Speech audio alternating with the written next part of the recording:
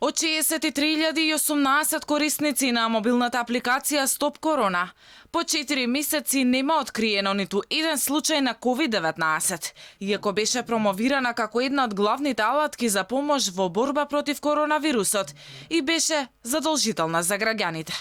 Кој ги подгреа надежите дека оваа апликација е вистинското решение за брзото откривање на заболени, е прашање за кое Алфа побара одговор од Министерството за здравство.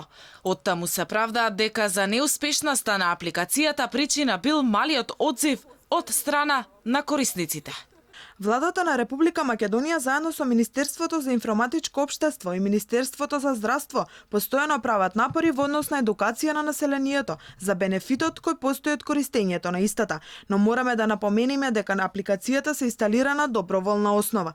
За една апликација од овој тип да се смета дека може да даде резултати, потребно е да биде активна кај најмалку 30 до 40% од населението. Властите во почетокот на април инсистираа дека оваа апликација може да даде резултат. Оваа апликација е значајна затоа што дава брз одговор на здравствените експерти со кои лица бил заразениот во близина во последните 14 дена.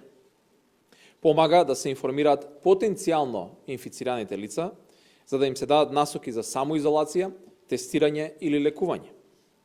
Представува надополнување на мерките на Министерството за здравство за детекција на контактите на заболените лица со помош на технологијата, особено сега во услови на зголемен број на заболени.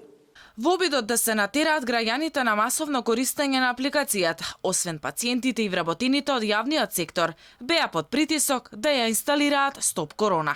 Голем дел од граѓаните пак беа исплашени за користење на апликацијата поради можна злоупотреба на лични податоци. Извесен број на луѓе од љубопитност за начинот на работа се пријавиле дека се позитивни на COVID-19, иако всушност никој од нив не бил заразен.